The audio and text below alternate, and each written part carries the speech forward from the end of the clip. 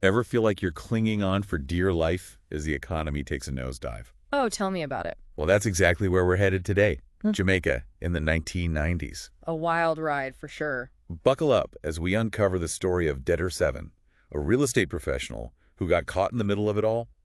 Bad loans, collapsing institutions, and a fight for survival. It's a story that honestly could happen to anyone just going about their business, building a career, and then bam, everything changes. So who is Debtor 7? What were they up to before this whole economic roller coaster took off? Picture this.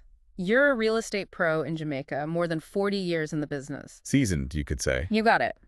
They'd even sold houses abroad, over in England, before coming back to Jamaica with a vision. Sounds familiar.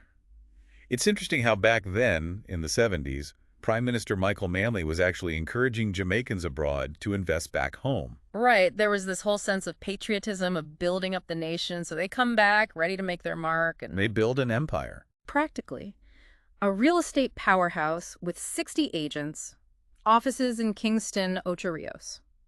This wasn't some fly-by-night operation. They knew their stuff. Land development too, right? Exactly, not just brokering deals, but shaping the landscape. And get this, they even had a banana plantation going on in Morant Bay. Hold on, bananas. That's not your typical real estate side hustle. See, that's what's so interesting about Debtor 7. They were diversifying, taking risks, and honestly, seeming to do pretty well for themselves. So where does it all go south? When does this success story take a turn? Well, there's this one development, 58 lots, that seems to mark the beginning of their troubles. To finance it, they'd gotten a pretty big loan from Horizon Merchant Bank. Loans, developments, those words together always make me a little nervous. And for good reason. To make things worse, according to Debtor 7, the loan agreement itself was murky at best. Multiple mortgages tangled up in it, including one specifically for securing unpaid interest. Wait, a mortgage just for interest? That sounds, well, predatory is the word that comes to mind. They were in a risky position even before the crisis hit then. You've got it. And it gets even more complicated because there was another loan, smaller this time, from Citizens Bank for a different project in St. Anne. So we've got multiple loans, potentially shady terms, and looming on the horizon. The financial crisis. Exactly. We're talking the 1990s in Jamaica, the economy's in free fall, interest rates are going haywire. And to try and stabilize things, the government creates this agency called FINSAC, the Financial Sector Adjustment Company. And guess what? One of the institutions they take control of. Horizon Merchant Bank. Bingo. So now the economy's imploding, and Debtor 7's loans are basically in the hands of the government. Talk about bad timing. What happens to their repayment plans at this point? Do they just throw in the towel? So Debtor 7 is stuck between a rock and a hard place. The economy's a mess. Their loans are tangled up with the government, thanks to FINSAC. Did they just give up? Not a chance. See, before FINSAC came in, Debtor 7 had a system. They'd sell off lots from their developments and use those lump sum payments to chip away at the mortgage debt. Smart. And get this, they claim they kept making these payments even after FINSAC took over Horizon. Talk about dedication, trying to stay afloat amidst the chaos. Yeah. But with interest rates going crazy, that must have been tough. It threw everything out of whack. Suddenly, buyers couldn't get titles to the land because of the FINSAC takeover. People got nervous. Debtor 7's staff started leaving, and eventually, their whole brokerage business Collapse. Exactly. One thing after another. Like a domino effect. You can really see why Debtor 7 felt so trapped, like on a runaway roller coaster. And the climb wasn't over yet. Those lump sum payments they were making, even selling off other properties to scrape together cash, it wasn't enough. The interest kept piling on. A sinking feeling, I imagine. What do you even do in that situation? Well, Debtor 7 tried to reason with FINSAC directly. They even offered at one point to just settle the entire debt in full. Seriously, wipe the slate clean. That's what they say. But FINSAC refused. Wow. Talk about adding insult to injury. So no help from FINSAC, their business is gone, the debt's piling up. This is where things could really go downhill fast. What happened next? Enter the Jamaica Redevelopment Foundation, JRF for short. It's the early 2000s. And FINSAC starts handing off some of its assets, these troubled loans, to this new entity, JRF. New players, new rules. Did that change anything for Debtor 7? At first, it seemed promising. Instead of those big lump sum payments, JRF put Debtor 7 on a monthly payment plan. More manageable, you'd think. Sounds like a step in the right direction. They signed this agreement, an agreement to restructure existing debt, hoping for a fresh start. Everyone deserves a second chance. Did JRF actually hold up their end of the deal, though? That's where the story gets even more frustrating. Debtor 7 says they made multiple payments to JRF for the release of titles. Remember, those were crucial for selling the lots and getting back on track. But there were always roadblocks. So even with a new agreement, they were running into the same old walls. That's rough. What did they do then? Remember, we're talking about someone who's determined, resourceful. They saw an opportunity for a joint venture, a potential way out of the debt. Joint ventures always sound risky, but sometimes. But then their potential partners got spooked, backed out. Why?